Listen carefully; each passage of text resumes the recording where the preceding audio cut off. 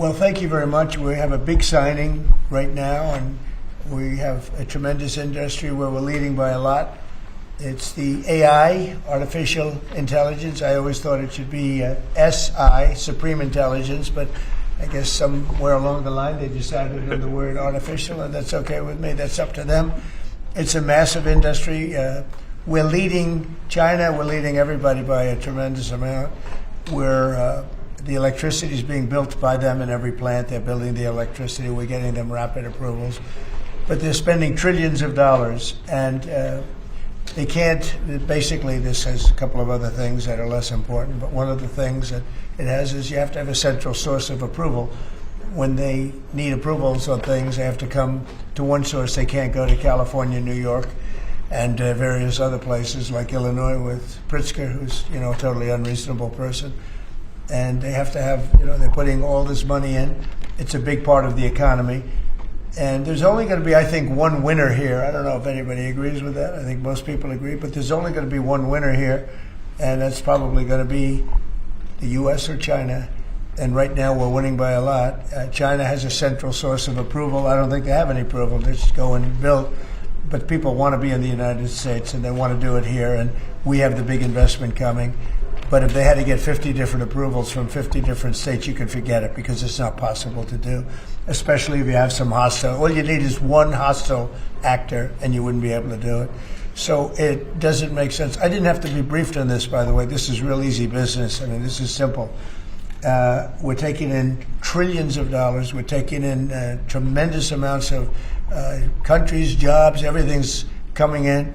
Now, just to get off AI for a second, auto plants are being built at levels that we've just about never seen before. Our auto industry was decimated. 56% of our auto industry left our country over the years. It was at one point 100%, and then it got shriveled down, and really we lost a lot. And now, because of tariffs, which have been so incredible, we've taken in hundreds of billions of dollars, and we're bringing back our factories. We're bringing back everything. We've never been in a position like this. Our stock market today was, well, I saw it a few hours ago, but a few hours ago it was way up, and we hit a new high for the 52nd time in 10 months. We have an all-time high stock market, and it's all reasons. A big reason was the election November 5th, and another big reason, and maybe the biggest reason, but maybe not, because without the election this wouldn't have been done, because people don't know how to do it. The second reason is the tariffs. We're charging countries that were really hurting us badly, were really decimating us. Hence, we have $38 trillion in debt, which we'll start paying off pretty soon with the tariff money coming in. But countries that were really decimating us use tariffs against us. Now we're using tariffs. All we want is fair. All we want is national security. It's given us great national security. I settled 8 wars, and numerous of them was because of trade and because of tariffs. So we're very happy with that. But this is about something a little bit different. We want to have one central source of approval, and we have, I think, great Republican support. I think we probably have Democrat support too, because it's common sense. I mean, you can't go to, every time you make a change, and it could be a very reasonable change, you still won't get it approved if you have to go to 50 states. So this centralizes it, and it's something which the people behind me, the very distinguished people, but Tim Cook just left of Apple and spoke to all of the big companies, great companies, and they won't be able to do this. This will not be successful unless they have one source of approval, or disapproval, frankly. You could have disapproval too, but it's got to be one source. They can't go to 50 different sources.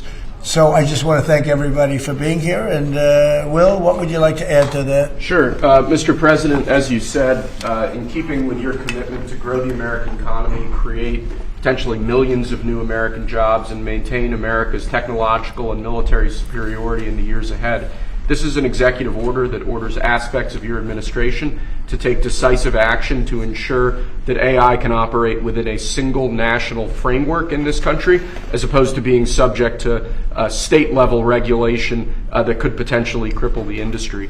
David Sachs, your AI and crypto czar, has been one of the key players and key authors behind this EO. He can give you more of the granular detail, but the big picture is that we're taking steps to ensure that AI operates under a single national standard so that we can reap the benefits that will come from it in terms of economic growth, job development, national security, and technological edge. And it's really the biggest industry that anybody's seen. I mean, it's taking off. And again, I believe there'll only be one country that really benefits, and it should be the United States. And it will be if we do this, if we're unified. We have to be unified. China is unified because they have one vote. That's President Xi. He says do it, and that's the end of that. You know, we have a different system, but we have a system that's good, but we only have a system that's good if it's smart. David Sachs, could you say a few words, please? Yes, sir. So, as you pointed out, we have over 1,000 bills going through state legislatures right now to regulate AI. Over 100 of them have already passed. 25% of them are in California, New York, and Illinois. You've got 50 states running in 50 different directions. It just doesn't make sense. We're creating a confusing patchwork of regulation. And what we need is a single federal standard. And that's what the CEO says, sir, is it basically states that the policy of your administration is to create that federal framework. We're going to work with Congress, like the chairman here of the Commerce Committee, Senator Cruz, and other members of Congress to define that framework. In the meantime, this EO gives your administration tools to push back on the most onerous and excessive state regulations. We're not going to push back on all of them. For example, kid safety, we're going to protect. We're not pushing back on that, but we're going to push back on the most onerous examples of state regulations, sir. So I spoke with other Republican senators, and we have great approval. I think I spoke to anybody that even had any question and seemed to have gotten approval. Ted Cruz has been a very strong advocate of this is common sense. I mean, I think it's nothing more than common sense. Please, Ted. Listen, this is the single most important economic question in the country and in the world. Who wins the race for AI? You look back to the 1990s, there was a similar inflection point with the beginning of the internet, the dawn of the internet.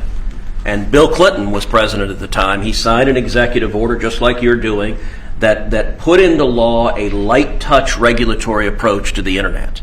And the result was incredible economic growth and jobs in the United States. At the same time, the European Union took a very heavy-handed regulatory approach.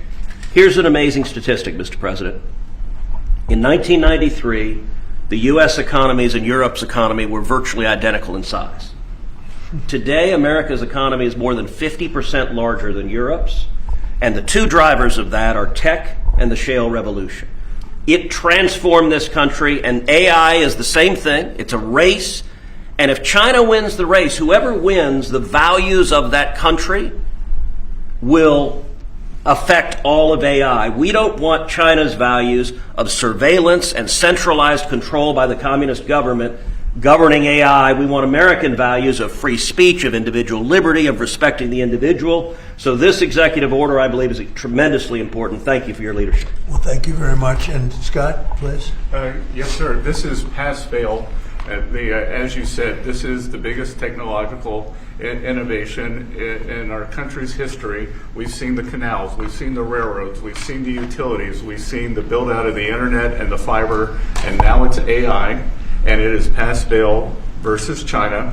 We have the lead, we've got to maintain it, and it is also going to be the single biggest source of economic growth, but everything else we do. But with our defense, there's no use in having a golden dome if China's AI can get around it. There's no use in spending all this money on defense. And the U.S. will remain the leader in this under President Trump's leadership. He has accelerated the growth. We're actually going to move ahead further. We're seeing building everywhere, construction jobs. There are going to be jobs at the AI data centers. And most importantly, President Trump had the incredible idea to allow the companies to create their own power. And we are going to see soon that communities near AI facilities will have the same or lower electric costs than other communities, which is a great innovation. So this is an important document today. Do you have any questions? On this subject, President Trump, are you more worried about the U.S. winning the race for AI dominance with China or about AI's potential threat to humanity? Both. We're looking at that very strongly. We have a lot of threats in the opposite way if we don't do it. You know, you look at the medical and medical research. Already the things that have come out of AI in terms of medical and cancer research and things, we're way ahead of what we ever thought we'd be just from the infancy of AI. So really both, and we want to be very careful with it. We also know that a big part of our economy, it could be 50, 60% of our economy going forward for a period of time at least, especially during this startup, is AI and AI-based. We have trillions of dollars of construction going on, and that construction would stop, or it would certainly be, a lot of it would be halted. So, look, we're leading China. We're leading China by a lot. China knows that, and not doing this would be the greatest gift to China and other countries, but China in particular, that China has ever received. And with Venezuela, now that we've seized this tanker, is the campaign against Venezuela still just about drugs, or is it now also about oil? Well, it's about a lot of things, but one of the things it's about is the fact that they've allowed millions of people to come into our country from their prisons, from gangs, from drug dealers, and from mental institutions, probably proportionately more than anybody else. They came in from many countries. We're getting them out. We had 11,888 murderers come into our country. Many of them are from Venezuela. We had thousands of Tren de Aragua, the gang, come in from, which they say is the most violent gang. I don't know, MS-13 is pretty bad, but Tren de Aragua, they say, is the most violent gang. That comes from the prisons of Venezuela. It came out of the prisons of Venezuela. So it has to do with a lot of things. They've treated us badly, and I guess now we're not treating them so good. If you look at the drug traffic by sea is down 92%. And nobody can figure out who the 8% is, because I have no idea. Anybody getting involved in that right now is not doing well. And we'll start that on land, too. It's going to be starting on land pretty soon. Thank you, Peter. Mr. President, in Indiana, just a few moments ago, the Senate there rejected the congressional maps to redistrict in that state. A number of Republicans voted against that redistricting effort. You have spent a lot of time talking about this. The Vice President traveled to Indiana. What's your reaction? Well, we won every other state. That's the only state. It's funny because I won Indiana all 3 times by a landslide, and I wasn't working on it very hard. Would have been nice. I think we would have picked up 2 seats if we did that. You had one gentleman, the head of the Senate, I guess, Bray, whatever his name is. I heard he was against it. He'll probably lose his next primary, whenever that is. I hope he does, but because he's done a tremendous disservice. I mean, think of it. It's a great place. I love the people there. They love me. You know, we won in a landslide all 3 times. Got tremendous votes. I got record votes. And then there's no reason for doing that. And the Democrats do it to us, so I can't imagine that they do it. But I wasn't very much involved. But there's a man named Bray, as head of the Senate. Was that Bray? Is that the name, Bray? I mean, I'm sure that whenever his primary is, it's, I think, in 2 years, but I'm sure he'll go down. He'll go down. I'll certainly support anybody that wants to go against him. If I could ask you briefly about AI and then a question on Ukraine. On the AI side, the flip side of what you've done today is what kind of agreements you can get with China, particularly on the national security threats posed by AI.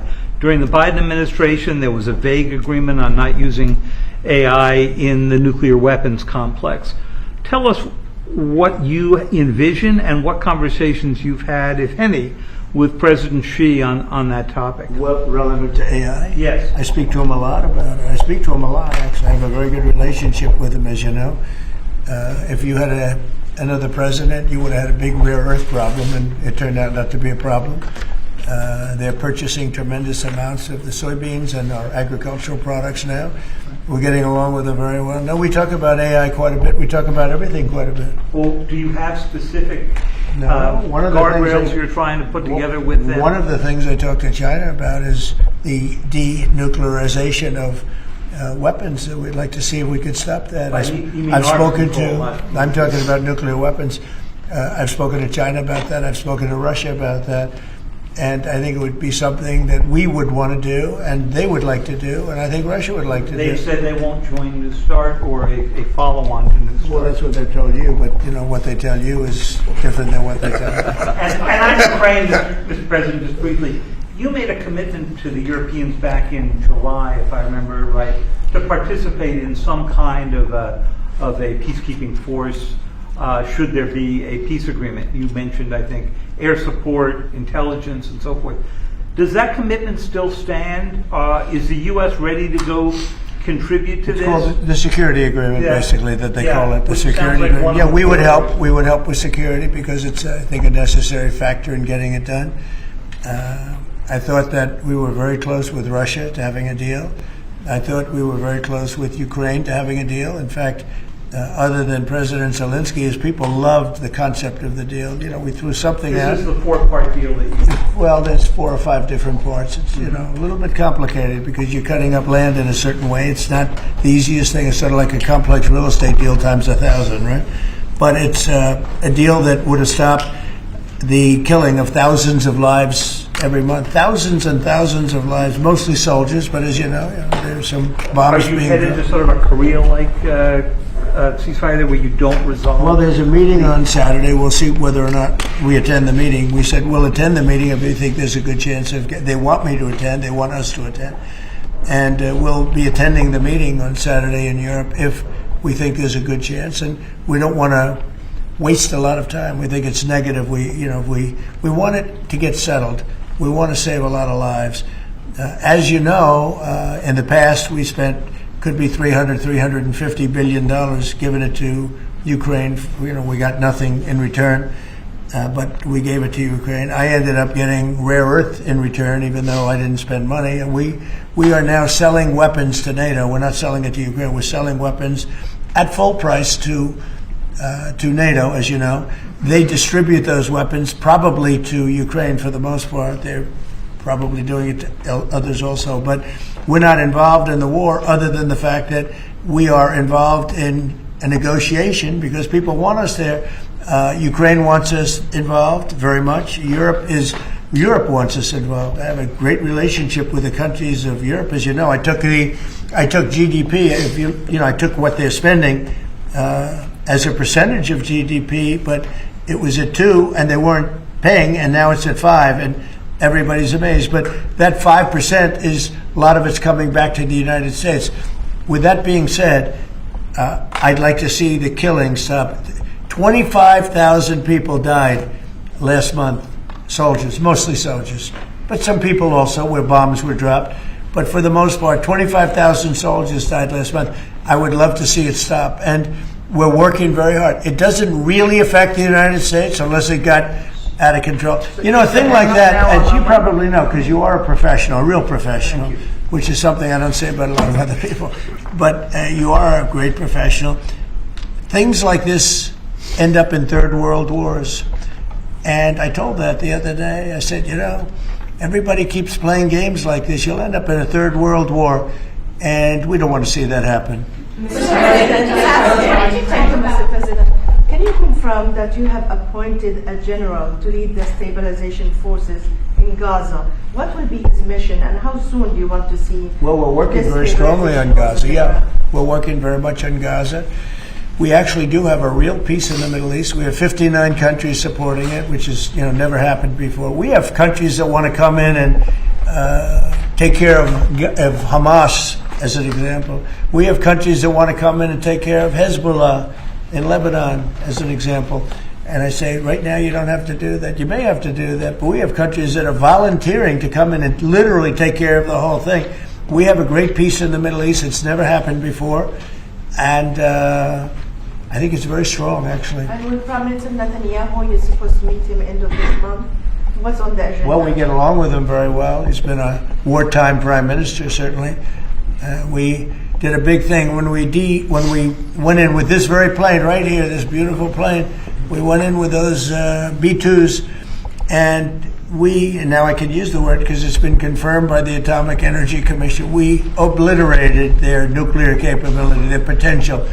And their nuclear capability would have been there in about 2 months. I think it looked like it was, some people say 2 weeks. I don't know if it's 2 weeks, but a very short period of time. They were very close to having massive nuclear weapons. And these guys went in and they did a job. And that made peace possible because everybody was afraid of Iran. And now they're not afraid of Iran anymore. And Iran would like to make a deal with us. Your own national security strategy does not say obliterate, sir. It says I said, set them back. Your intro does.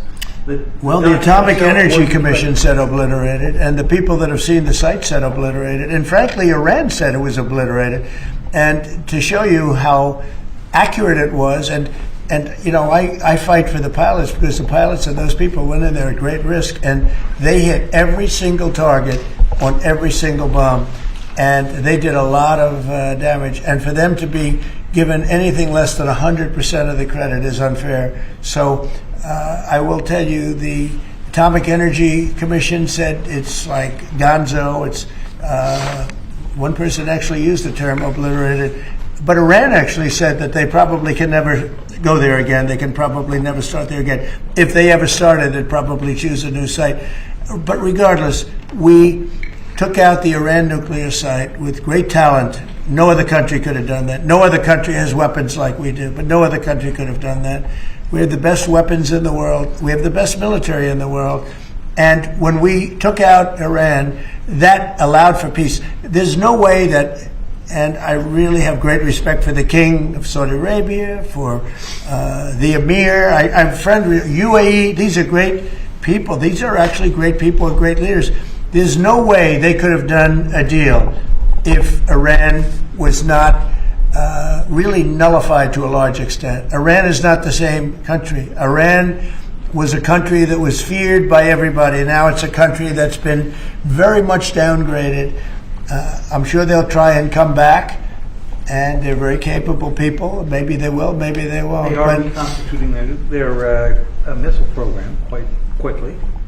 Well, you know, they can try, but it's going to take them a long time to come back. But if they do want to come back, and they want to come back without a deal, then we're going to obliterate that one too. You know, we can knock out their missiles very quickly. We have great power, and we helped Israel a lot. We were shooting down the drones. We were doing a lot of things for Israel. We did a good job for Israel, but Israel did a good job. They fought, and they all fought bravely. Look, that's a war. That's a vicious war. They're all vicious wars. When you write, hey, you covered a lot of wars, they're all vicious. We never saw a nice one, right? Right. They're all vicious. But that was a big fight. But the big thing was the knockout of the possible nuclear capability. And it was a complete knockout of nuclear capability. That doesn't mean that over the next 2 years or 3 years they're not going to come back or not going to try. I think they got hit so hard, they may talk about trying, but I don't think they want to try. And I can tell you that they would love to be able to make a deal with me. They would love to be able to make a deal with me. And I'd love to make a deal with them if we could. You know, we were not close, but not so close, but we were reasonably there for a deal with Iran before the bombing. And they would have been much better off if they made a deal. They could have had a deal. They could have had a deal where they would have been much better off. Look at what we've done. I mean, their place is blown up. Forget about the nuclear. The nuclear is gone, but they're look at the damage they've suffered, the death that they've suffered. They could have had a deal with nobody would have died, no buildings would have been down, nothing would have happened. We would have blown up their nuclear. That would have been it. They could have had a great deal, but they missed that opportunity. But they would like to make a deal right now. Iran would like to make a deal with me. Yes, please. Yeah, thank you, Mr. President. Do you think the Senate should confirm your nominee for Religious Freedom Ambassador, Mark Walker, in time for Christmas as a Christmas gift to Christians around the world? Well, I don't know. I mean, I've heard good things about Mark. Why is something come up that I don't know about? Well, he was nominated in April, and he still hasn't received even a... Well, I'd like to see him. I mean, I'm hearing very good things about him, so I thought by asking that question, something new came up. There's breaking news about Mark Walker. Yeah, I'd like to see him. I've always found him to be a high-quality person, frankly. Yeah, I'd like to see that happen. I will say John Thune, though, has done a good job. He's approved. He's gotten hundreds of people approved. We have a roadblock with the Democrats. They're just obstructionists, that's all. That's all they're good at is obstructing. They're not good at creating. They're only good at obstructing and wanting open borders and men and women's sports and transgender, all things that transgender for everybody, all things that people don't want. And they're obstructionists. They're doing that with healthcare. We have a great healthcare proposal where we pay all of the hundreds of billions of dollars that the insurance companies have been making. Their stock is up 1,700%. And by the way, the stock market today hit another high. 52 times we hit a high in a 10-month period. That's during my second presidency. And It's been amazing. Nobody's seen anything like it. We had the greatest economy in history in my first term. I think we're blowing it away right now. I think we're blowing it away. And again, prices were the highest they ever were. Inflation was the highest in 48 years, or I think ever. They say 48 years. The press says 48 years. I'll accept that, but I think it was the highest inflation we've ever had under the past administration. We had the highest prices. We have high inflation, you have high prices. Prices are coming way down. Energy is coming way down. Gasoline is hitting now $1.99 in a couple of states, and it's way down. Gasoline is way down. And when gasoline and energy comes down, everything follows. But prices are coming down, and we have an unbelievable economy. 401ks are setting a record. 401ks that's owned by a lot of people because they're based on the stock market. And the stock market for 50-second time has just hit a brand new high. So it's amazing what's happening. And I will say this, our country is respected again. I think we're respected like never before. The United States is respected again. We have a country that was a dead country 1 year ago, dead. And now it's the hottest country anywhere in the world. Thank you very much, everybody. Thank you, press. Thank you, press. Thank you. You can call me. Thank you, press. Let's go. Let's go. Let me know. Thank you, press. Let's go. You can call me. Press. Call you? Thank you, press. Thank you, guys. Thank you, press. Thank you, guys. Thank you. Thank you, press. Thank you. Thank you, President Trump. Can we get a picture beside it? Thank you, guys. Let's go. Let's get it.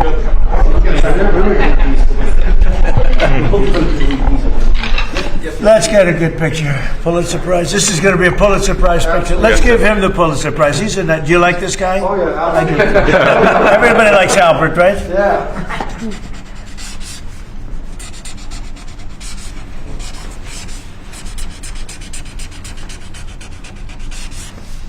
No auto pen necessary. That's a whole big deal, isn't it? I mean, what's that all about? Okay. Who am I giving this pen to, David? Who am I giving it to? So how about Cyril? You're right. Thank you, What a sir. job he's done. That's a good choice. Thank That you was very nice. much. I almost gave it to Howard.